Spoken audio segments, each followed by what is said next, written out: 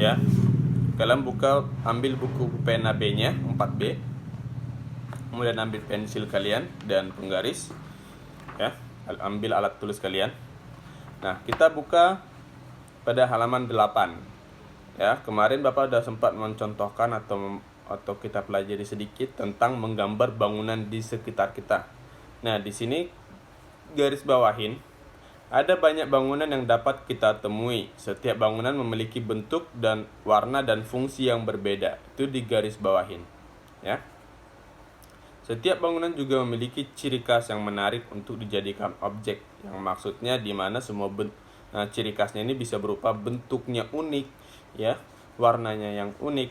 Nah, itu ya, itu termasuk ciri khasnya. Jadi itu setiap bangunan itu pasti mempunyai bentuk dan warna yang benar-benar berbeda-beda sehingga dapat dijadikan sebagai objek gambar. Ya, itu digaris bawahin semuanya ya.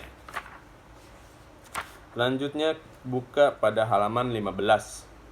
Nah, di sini judulnya adalah teknik menggambar 3 dimensi. Ya. Gambar 3 dimensi memiliki panjang, lebar, dan tinggi di garis bawahin, yang artinya unsur utama dalam karya gambar 3 dimensi adalah memiliki panjang, lebar, dan tinggi. Ya. Untuk membuatnya kita dapat memproyeksikan suatu benda dalam sudut atau kemiringan tertentu dengan menggunakan titik hilang. Itu di garis bawahin. Ya. Pada titik hilang seakan-akan objek menjadi tidak nampak lagi pada pandangan mata. Itu di garis bawahin juga. Perhatikan gambarnya. Nah, gambar dua dimensi itu dia cuman sekedar petak. Nah, ketika digambar 3 dimensi seperti yang minggu kemarin Bapak jelaskan, dia ada sudut yang dihilangkan dan itu termasuk titik hilang, ya. Selanjutnya kalian buka lagi buku kalian, buku pena B-nya pada halaman 30. Ya. Di sini judulnya adalah ilustrasi. Garis bawahin, ilustrasi adalah gambar berupa foto atau lukisan untuk memperjelas isi buku, karangan, dan sebagainya, ya. Jadi ilustrasi adalah gambar berupa foto atau lukisan untuk memperjelas isi buku, karangan, dan sebagainya. Nah, selanjutnya garis bawahin lagi. Untuk menggambar suatu ilustrasi, kita perlu menentukan tema gambar. Ya, jadi bukan sebenarnya menentukan tema itu sudah sangat paling utama ya, sudah sangat hal pertama. Jadi dalam kita membuat sebuah karya seni, tema itu sudah menjadi hal yang paling utama yang harus kita pikirkan. Bukan cuma membuat ilustrasi, dalam menari, bermain musik, membuat lagu, atau membuat karya seni rupa, atau melukis, tema itu menjadi hal utama yang harus kita pikirkan, ya. Jadi sama halnya dengan itu, ketika ingin membuat suatu ilustrasi atau gambar ilustrasi, kita itu perlu menentukan tema gambarnya apa, ya. Nah, itu contohnya misalnya gambar ilustrasi mengenai kegiatan. Nah, itu. Nah, itu ada contoh lagi. Kamu dapat memilih tema sehari-hari seperti tema kerukunan. Nah, tema ini bisa banyak ya. Jadi ini kayak itu ada 2 contoh yang diberikan di buku. Itu gambar ilustrasi mengenai suatu kegiatan. Kemudian kamu dapat memilih tema sehari-hari seperti tema kerukunan. Nah, kemudian garis bawahin, setelah kamu menentukan tema tersebut, mulailah untuk membayangkan kegiatan yang akan dilakukan oleh objek-objek yang kamu buat. Maksudnya adalah objek ini gambar utamanya. Misalnya kalau kita membuat konsep tentang kerukunan, di mana yang pasti objek utamanya adalah manusia, ya. Nah, itu maksudnya ya. Jadi objek utamanya adalah manusia. Nah, kalau misalnya kita tentang ilustrasinya tentang tentang hewan atau binatang, berarti objek utamanya adalah binatang. Misalnya seperti itu ya. Nah, garis bawahin lagi. Setelah menentukan tema dan bentuk kegiatan objek yang akan digambar, kamu perlu menggambar sketsa dari gambar ilustrasi tersebut. Nah, sketsa ini pasti menjadi hal selanjutnya setelah kita mendapatkan tema. Setelah kita mendapat tema, maka kita perlu menggambar yang namanya sketsa, ya. Sketsa kalian sudah tahu pasti apa pengertiannya. Sketsa itu adalah gambar awal, ya, yang gambar awal saat ingin memulai suatu gambar. Ya, gambar sketsa ini pasti dibuat dengan gambar tipis-tipis, garis tipis-tipis, ya. Jadi jangan buat sketsa dia gambarnya langsung tebel, jangan, ya, karena sketsa itu adalah gambar awal yang nantinya akan pasti dihapus, ya. Nah, garis bawahin sketsa biasanya dapat dibuat menggunakan garis. Setelah membuat garis, kamu dapat menyempurnakan dengan menambahkan detail pada gambar objek.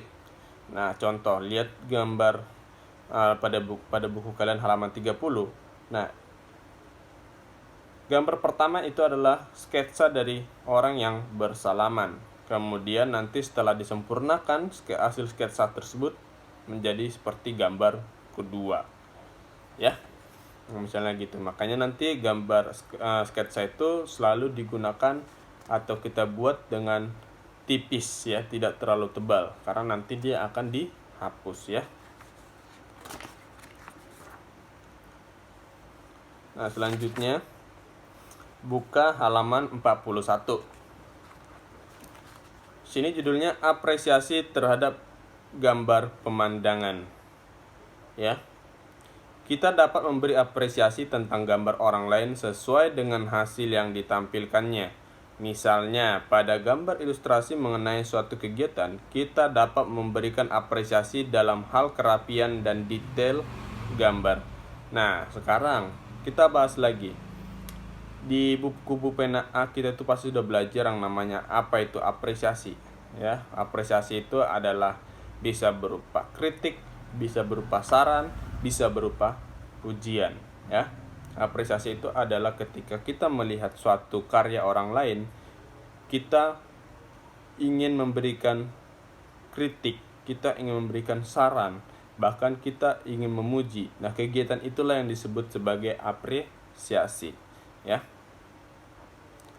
Nah, kita juga garis bawahin lagi, kita juga dapat memberikan apresiasi terhadap pesan moral yang terdapat dalam gambar tersebut.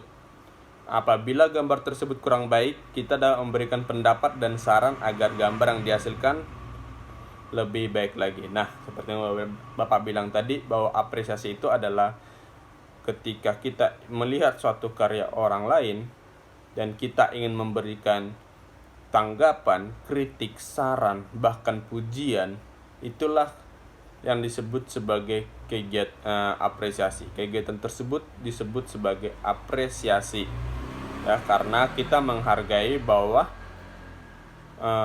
orang itu telah membuat suatu karya seperti itu. Nah, kita bisa lihat contoh apresiasi itu contoh memberikan apresiasi itu bagaimana. Itu ada dua contoh, ya, di bawah itu di halaman 41. Itu yang pertama itu pada tema gambar sawah dan saluran irigasinya. Itu contoh apresiasinya, hasil gambarnya bagus. Gambar pemandangan sawahnya sudah jelas. Gambar ini juga memiliki pesan positif, yaitu kita harus memanfaatkan sumber daya alam dengan bijak. Nah, itu contoh merangkai kata-kata ketika ingin memberikan contoh apresiasi. Nah, gambar yang kedua itu tema gambarnya adalah bermain bersama adik di pantai.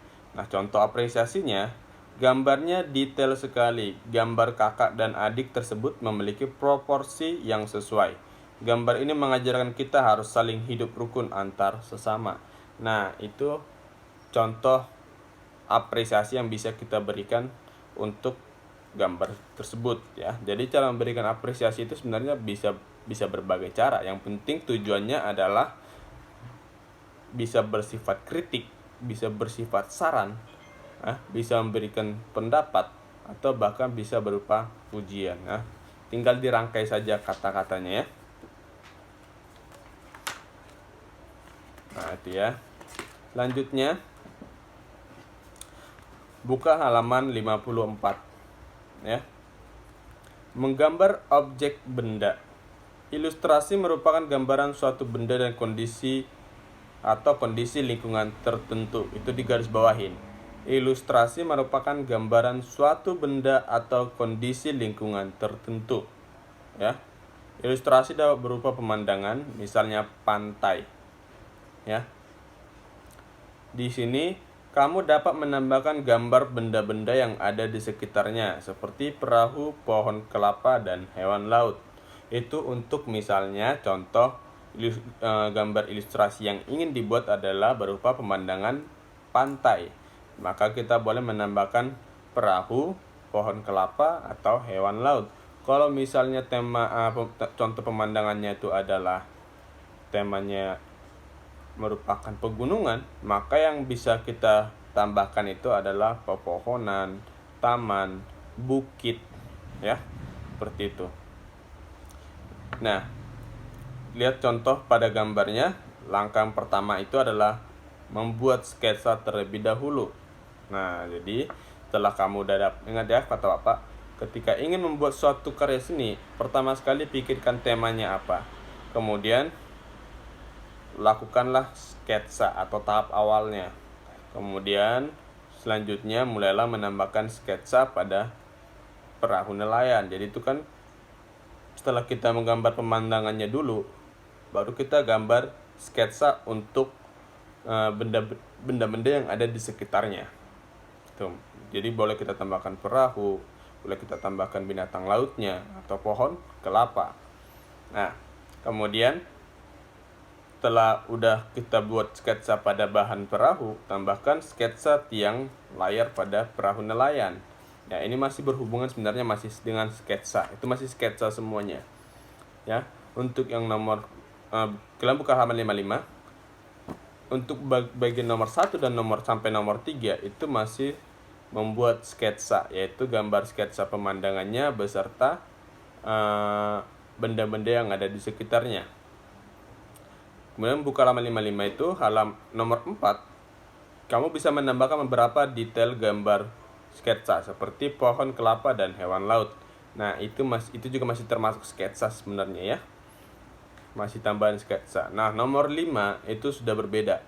Nomor 5, tebalkan sketsa yang kalian buat dan hapuslah garis sketsa yang tidak terpakai. Nah, ini nomor 5 sudah masuk ke bagian kalian mempertebal gambar utamanya.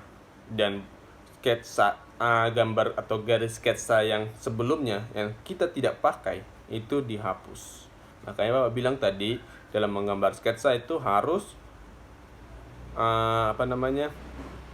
dibuat dengan sangat halus. Jadi jangan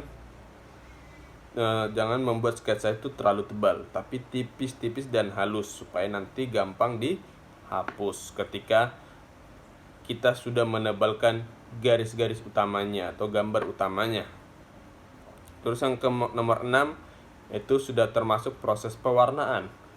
Nah, warnailah gambar yang telah kamu buat dengan alat warna yang kalian pilih.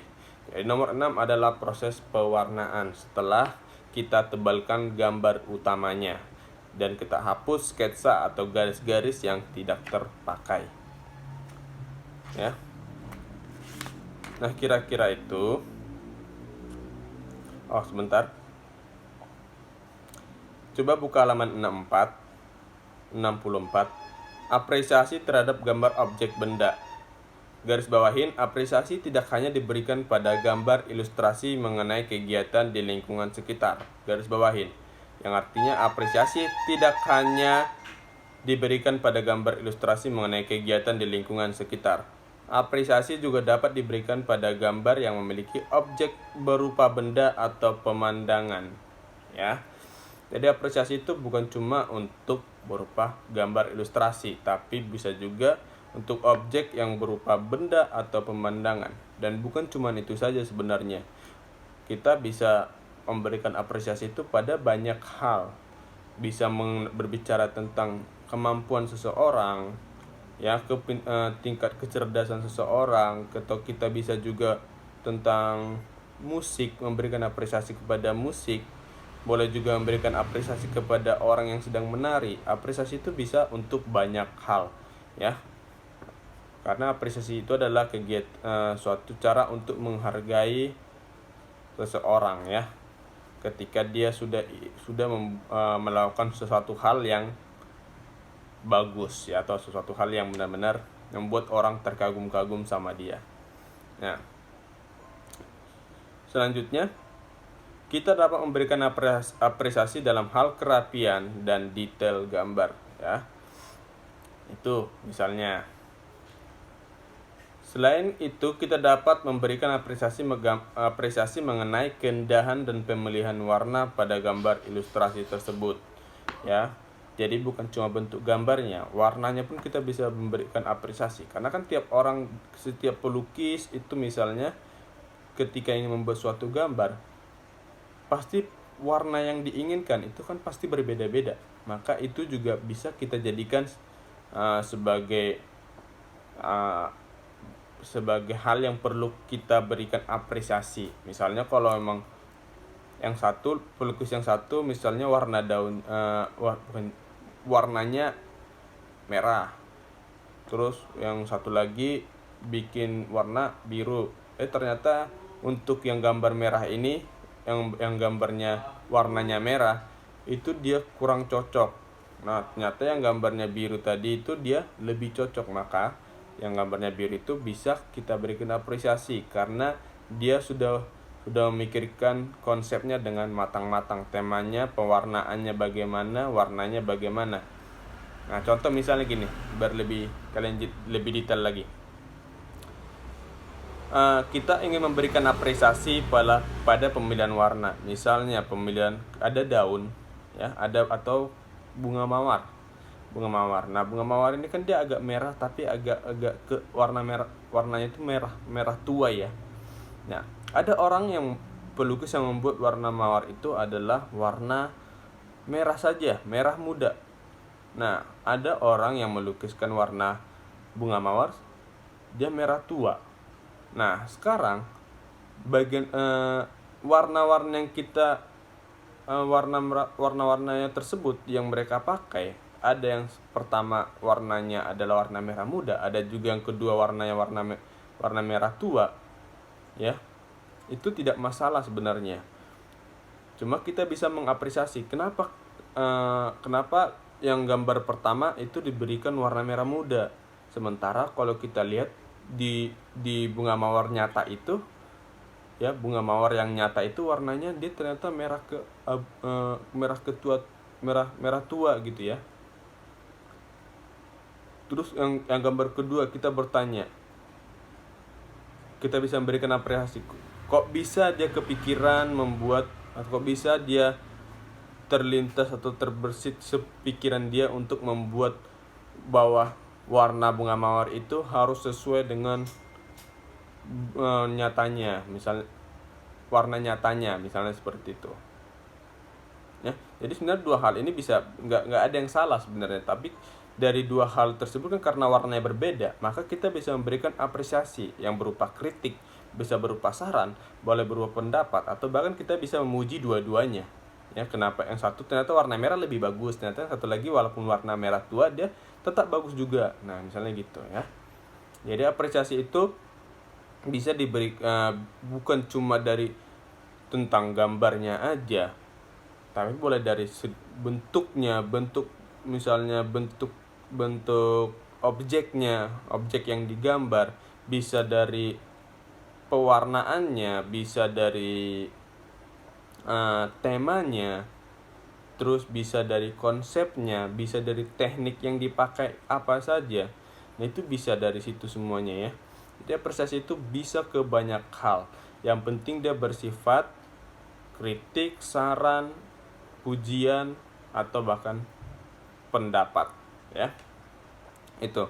Nah, kalau itu ya, itu tentang apresiasi. Nah, seandainya nanti kalian bingung apa itu apresiasi, kalian boleh langsung tanya lagi ke Bapak ya.